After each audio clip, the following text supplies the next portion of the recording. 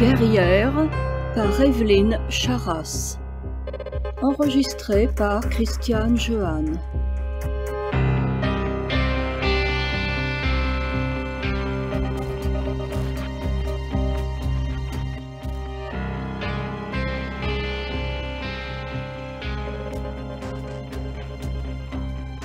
« Je suis là, mes petites chéries, » dit-elle avant même de poser son sac.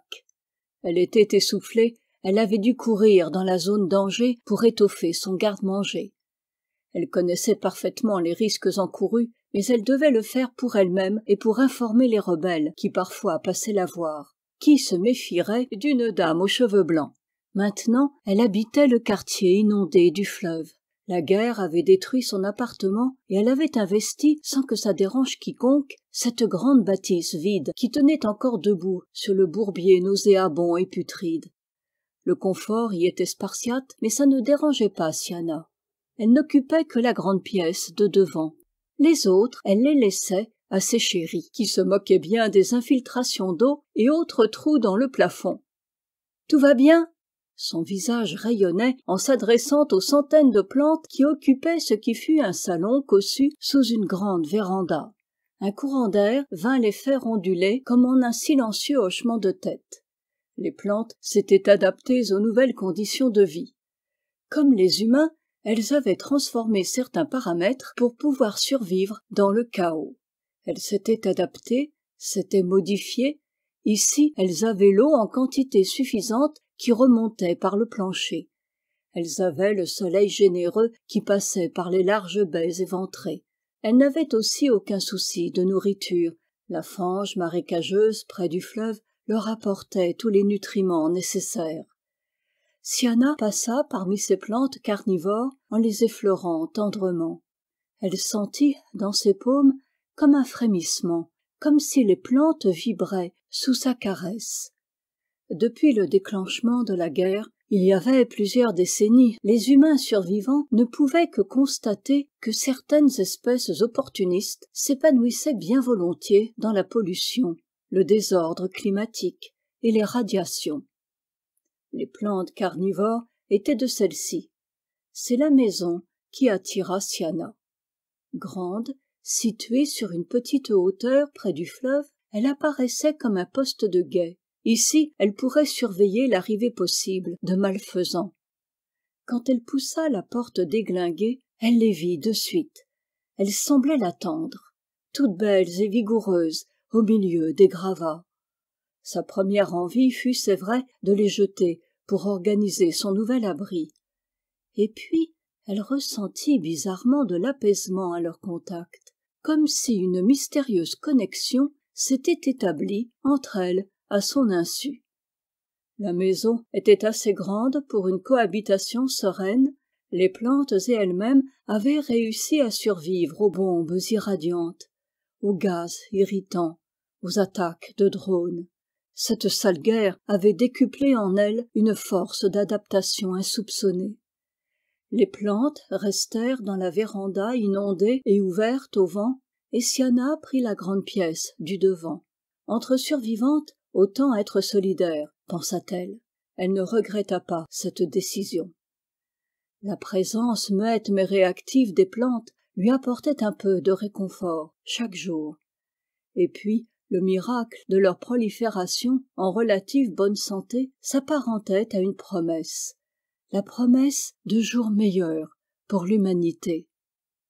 Siana avait tout perdu à cause de cette sale guerre, sauf peut-être l'espoir que tout redevienne comme avant. Une pensée de cœur tendre lui répondait les rebelles qui contrôlaient la zone et qui affrontaient tous les jours les malfaisants.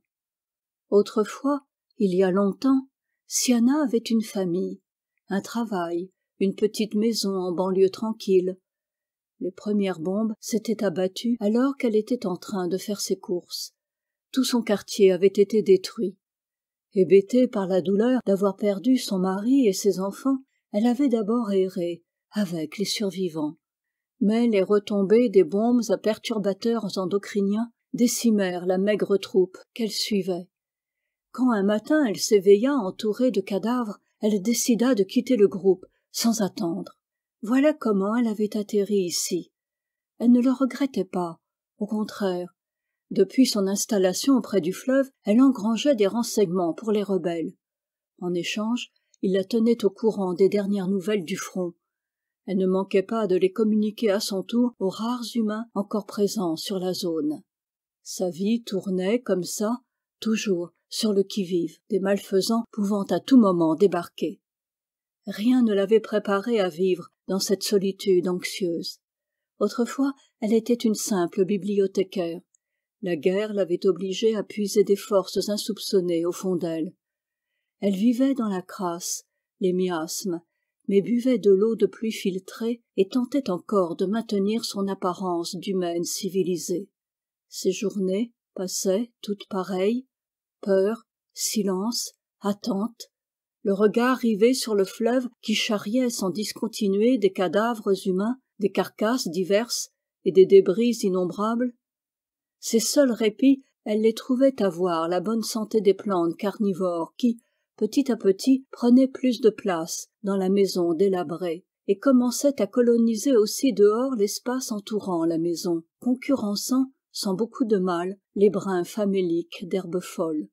Mine de rien, elles formaient une petite jungle. « Tout va bien, mes chéris ?» leur demandait-elle chaque jour. Par cette petite phrase anodine, elle mettait un peu de routine et d'illusion dans sa vie fracassée. Loin d'être dupe, Siana soignait cette petite mise en scène pour se donner du courage. Un soir, alors qu'elle était à son poste, à guetter le fleuve, elle vit des ombres se déplacer, subrepticement, des malfaisants. 5 ombres qui approchaient de la maison. Suffoquée, elle resta quelques secondes paralysée, incapable de penser. Soudain, elle ressentit par tout son être que les plantes l'appelaient. Sans réfléchir, mue par une peur indicible, elle courut et se jeta sur elle, alors que les grognements des rôdeurs se rapprochaient de la maison. Le tapis épais et haut des plantes cacha aussitôt son frêle gabarit.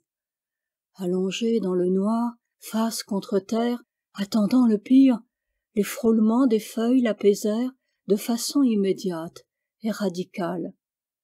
Les malfaisants pénétrèrent violemment dans la maison, brisant tout ce qui tenait debout, vociférant « T'es caché? On va te trouver !» Tassée sur son lit de verdure, elle les entendit ricaner méchamment pendant qu'ils saccageaient consciencieusement tout ce qu'ils pouvaient. Elle eut l'impression que toute la maison se hérissait de colère. Elle attendait qu'ils franchissent la porte de la véranda. Les plantes attendaient aussi. « Les gars, visez ça, des salades !»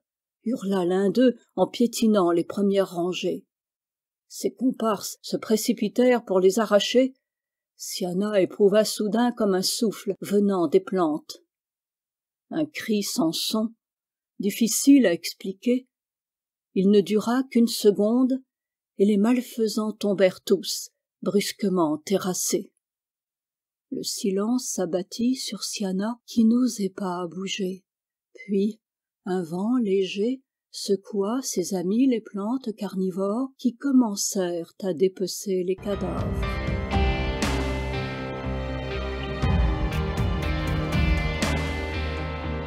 Ici se termine Guerrière d'Evelyne Charras, lauréate Grand Prix de la Poésie de la RATP 2017.